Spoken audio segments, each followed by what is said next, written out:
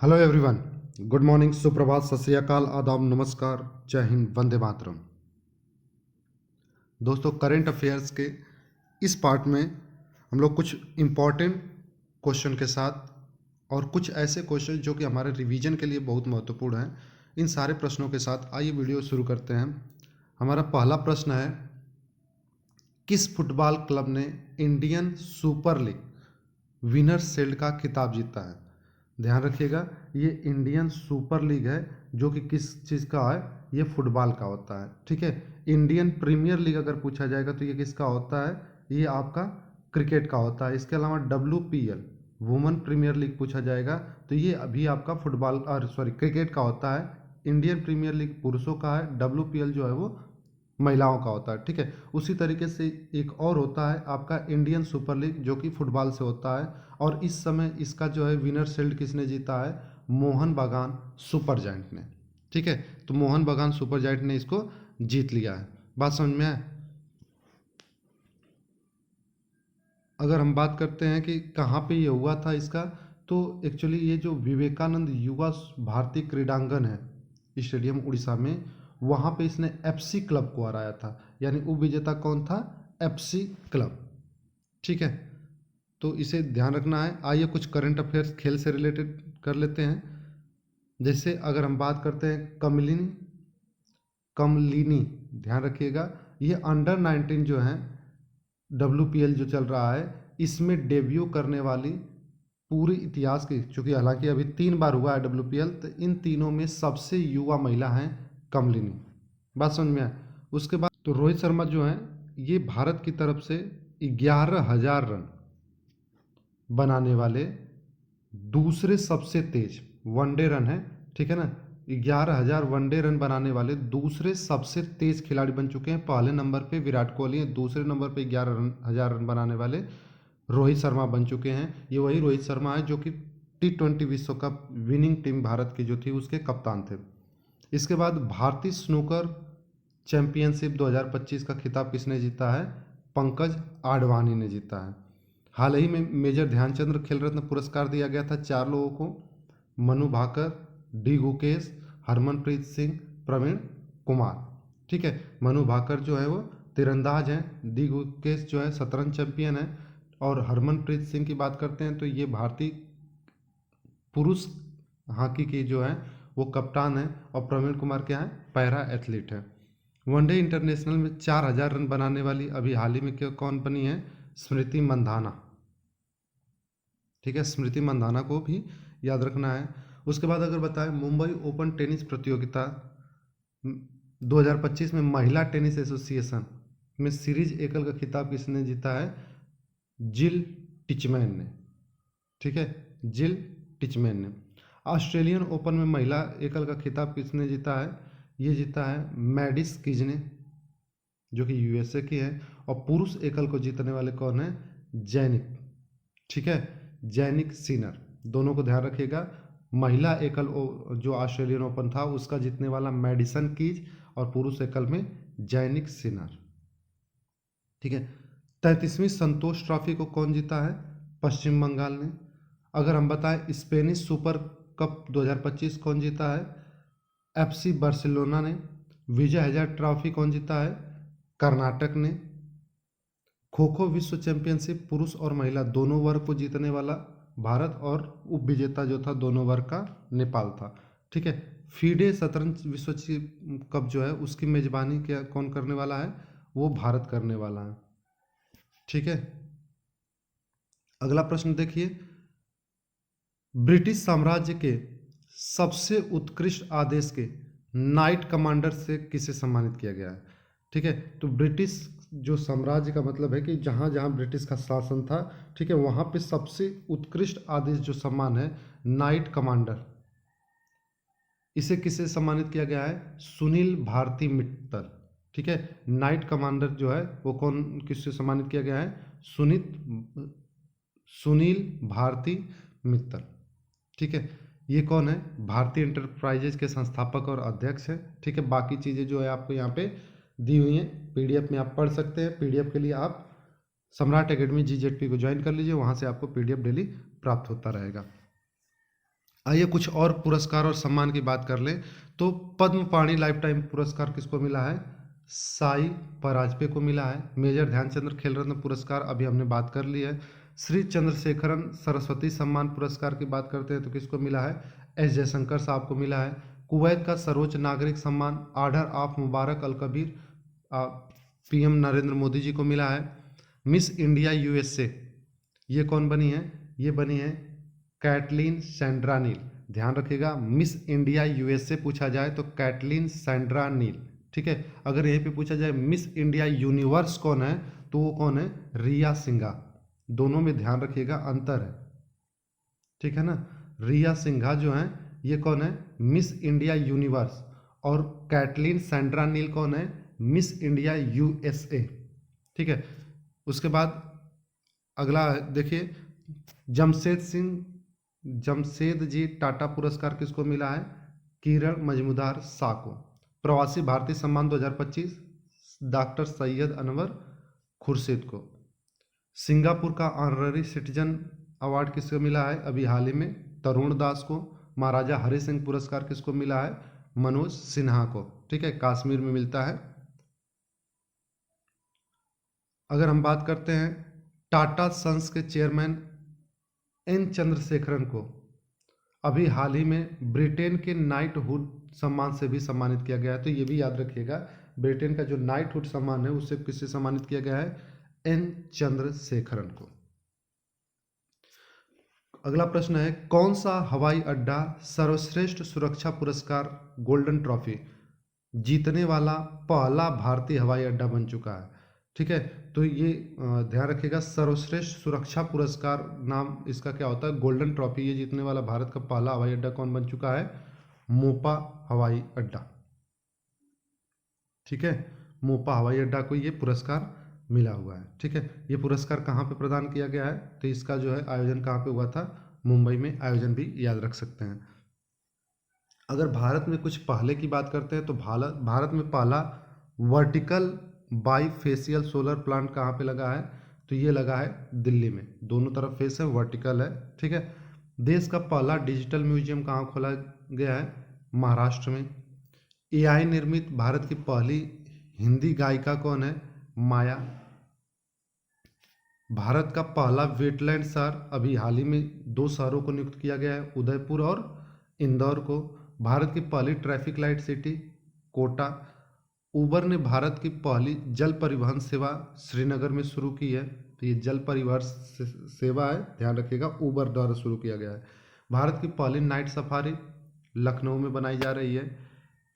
भारत के पहले green hydrogen fuel station का उद्घाटन लेह लद्दाख में किया गया है। भारत की पहली स्वचालित इंडोर वायु गुणवत्ता मॉनिटर का अनावरण भी किया गया है। कहाँ पे? उसका नाम रखा गया है पवन चित्रा। ठीक है, ये स्वचालित इंडोर वायु गुणवत्ता मॉनिटर है। भारत की पहली सोलर सिटी सांची है। भारत का पहला CO2 से मिथनॉल पायलट प्लांट जो है वो कहाँ पे स्थापित किया गया है, करने की बात की गई है? पुणे में।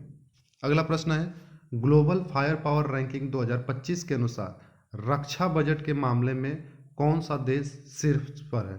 तो ये है आपका ग्लोबल फायर पावर रैंकिंग, यानी कि सेना और सुरक्षा पे जो खर्च होता है उसकी रैंकिंग है। तो सबसे ज़्यादा खर्च कौन करता है?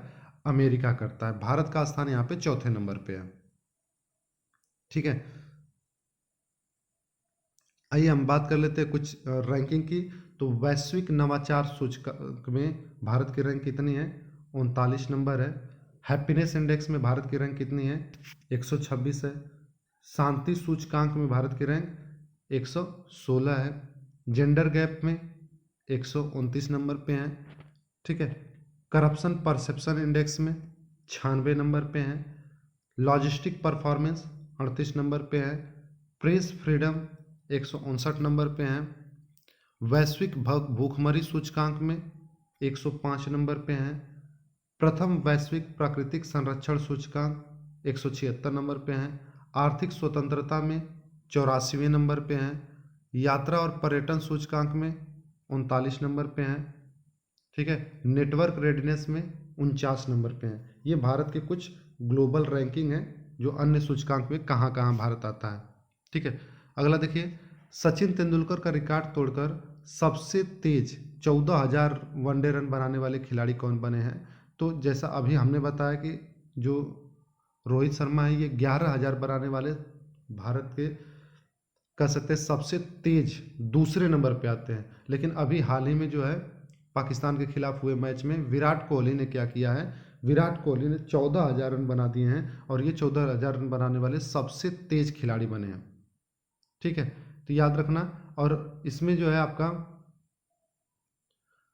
सचिन तेंदुलकर की बात करते हैं तो सचिन तेंदुलकर ने 14,000 रन बनाने के लिए कितनी पारियां खेली थी? 350 पारियां खेली थी। लेकिन विराट कोहली जो है सिर्फ 287 पारियों में ये 14,000 रन बना चुके हैं। ठीक है, अगला देखिएगा, किस बैंक ने वित्तीय साक्षरता सप्ताह 2025 को लॉन्च किया है? वित्तीय साक्षरता सप्ताह ये किसने लॉन्च किया है? आरबीआई ने लॉन्च किया है। ठीक है, आरबीआई का अगर हम लोग बात करते हैं मुख्यालय कहाँ पे है तो महाराष्ट्र में है। स्थापना कब हुआ था? 1 अप्रैल 1935 को। और इसके गवर्नर हाल ही में कौन नियुक्त किए गए हैं? संजय मल्होत्रा। ये ध्यान रखिएगा कि संजय मल्होत्रा जो पहला सिग्नेचर कर रहे हैं वो कितने रुपए के नोट पे करेंगे? 50 रुपए के नोट पे। ठीक है, आरबीआई जो है एक मोबाइल एप्लीकेशन भी लॉन्च किया हुआ है, नाम ध्यान रखिएगा आरबीआई डाटा। ठीक है, ये जो वित्तीय सप्ताह है वो कब से कब तक चलने वाला है? 24 से लेके 28 फरवरी तक। इसका विषय क्या रहेगा? इसका विषय रहेगा विश्व साक्षरता महिला समृद्धि। ठीक है, विश्व साक्षरता महिला समृद्धि इसका विषय है। ठीक है, फाइनेंशियल लिटरेसी वुमेन प्रॉस्पेरिटी। बात समझ में आया? तो ये ध्यान रखना है। अगला प्रश्न देखिए, वर्ष 2025 गिद्ध जनगणना के प्रथम चरण के अनुसार किस राज्य या यूटी में सबसे अधिक गिद्ध पाए गए हैं? ठीक है, तो सबसे अधिक गिद्ध कहाँ पे पाए गए हैं? तो ये पाए गए हैं मध्य प्रदेश में। पश्चिम बंगाल में अभी हमने आप लोगों से बात की थी कि पश्चिम बंगाल में सबसे अधिक चिड़ियों की प्रजाति देखी गई है। ठीक है, सबसे अधिक प्रजातियां पश्चिम बंगाल में हुई हैं, जबकि यहाँ पे गिद्धों की संख्या की बात किया जा रहा है तो सबसे ज़्यादा कहाँ पे है? मध्य प्रदेश में। ठीक है, अगर हम बात करते हैं राज्य वन विभाग के अनुसार राज्य में गिद्धों की कुल संख्या कितनी है? 12,981, जो कि पिछली बार 10,845 से बढ़ोतरी देखी गई है। ठीक है, अब दूसरा चरण कब शुरू होगा? ये तो पहले चरण का है, दूसरा चरण आपका 29 अप्रैल को शुरू होगा। ठीक ना, यानी कि अब अप्रैल में होगा। पहला चरण का ये रिजल्ट आ चुका है। बस समझ में आया? एमपी से रिलेटेड कुछ करंट अफेयर की बात करते हैं। अभी हाल ही में 51वां खजुराहो डांस फेस्टिवल यहाँ पे आयोजन किया गया था। छतरपुर जिले में स्थित बागेश्वर धाम में कैंसर अस्पताल का शिलान्यास किया गया है। ठीक है, ये बागेश्वर धाम का जो है छतरपुर जिले में, वहाँ पे क्या है कि कैंसर का अस्पताल खोला गया है जो कि गरीबों को एक तरीके से मुफ्त इलाज देने की बात की जा रही है वहाँ पे। मध्य प्रदेश में पीएम मोदी द्वारा केन बेतवा नदी लिंक परियोजना की आधारशिला रखी गई है। तो ये देश की पहली नदी जोड़ी परियोजना है, तो इसे याद रखना जरूरी है। केन बेतवा लिंक परियोजना मध्य प्रदेश में है। ठीक है, उसके बाद अगर बात करते हैं मध्य प्रदेश में नर्मदा नदी के पर ओंकारेश्वर सोलर फ्लोटिंग परियोजना की भी शुरुआत की गई है। ठीक है, तो ओंकारेश्वर सोलर फ्लोटिंग परियोजना ये भी कहाँ पे है? मध्य प्रदेश में नर्मदा नदी पर। ओंकारेश्वर सोलर फ्लोटिंग मध्य प्रदेश नर्मदा नदी, इतनी बातें याद रखिएगा। ठीक है, उसके बाद अगर हम बात करते हैं तो मुख्यमंत्री जो डॉक्टर मोहन यादव हैं यहाँ के, भोपाल में खेल और कल्याण विभाग की पार्थ योजना की शुरुआत की है। ठीक है, किसकी शुरुआत की है? खेल और कल्याण विभाग की पार्थ योजना, इस योजना को ध्यान रखिएगा, पार्थ योजना की भी शुरुआत यहाँ पे की गई है। ठीक है, उसके अलावा नक्शा पहल की भी यहाँ पे शुरुआत की गई है। ठीक है, ग्लोबल कैपेबिलिटी सेंटर की जो नीति है यहाँ पे आई हुई है। ठीक है, रात पानी देश का 57वां टाइगर रिजर्व के रूप में यहाँ पे नामित किया गया है। अगला देखिए, किस राज्य सरकार ने गवाहों की सुरक्षा सुनिश्चित करने के लिए गवाह सुरक्षा योजना शुरू की है? ठीक है, गवाहों की जो सुरक्षा है उसको सुनिश्चित करने के लिए गवाह सुरक्षा योजना किसने शुरू की है? तो ये किया गया है हरियाणा सरकार के द्वारा। ठीक है, किसके द्वारा किया गया है? हरियाणा सरकार के द्वारा। बात समझ में आए? तो इसमें अगर हम हरियाणा की कुछ बात कर लेते हैं करंट की, तो अभी हाल ही में वर्ल्ड बैंक की सहायता से इसने क्या की, यहाँ पे क्या है, आर्टिफिशियल इंटेलिजेंस केंद्र, ठीक है, इस चीज़ को ध्यान रखिएगा। आर्टिफिशियल इंटेलिजेंस केंद्र हरियाणा में विश्व बैंक की सहायता से खोला जा रहा है, लेकिन आर्टिफिशियल एआई जो है विश्वविद्यालय की बात किया जाएगा तो वो महाराष्ट्र में खुल रहा है, ठीक है। हरियाणा के कुरुक्षेत्र में 28 नवंबर से 15 दिसंबर के बीच में अंतर्राष्ट्रीय गीता महोत्सव, ये भी याद रखना है, गीता महोत्सव हरियाणा में आयोजित किया गया है, ठीक है। उसके बाद देश का पहला संविधान संग्रहालय, इसको भी जो है हरियाणा में ही खोला जा रहा है, ठीक है, उद्घाटन हो चुका है इसका। उसके बाद 7 दिसंबर को हरियाणा के पंचकुला में 100 दिवसीय टीबी उन्मूलन अभियान की भी शुरुआत किया गया था यहाँ पे, ठीक है। उसके बाद अगर बात करते हैं बीमा सखी योजना, इसको शुभारंभ भी कहाँ पे किया गया है, हरियाणा में ही किया गया है। उसके बाद ओम प्रकाश चौटाला का जो है यहाँ पे हाल ही में निधन हुआ है, याद रख सकते हैं, ठीक है। उसके बाद जो राष्ट्रीय बालिका दिवस है, वहाँ पे आपका सम्मान संजीवनी ऐप लॉन्च किया गया है श्रुति चौधरी के द्वारा, ठीक है। तो इस तरीके से आज के प्रश्नों की संख्या यहीं पे समाप्त होती है, ठीक है।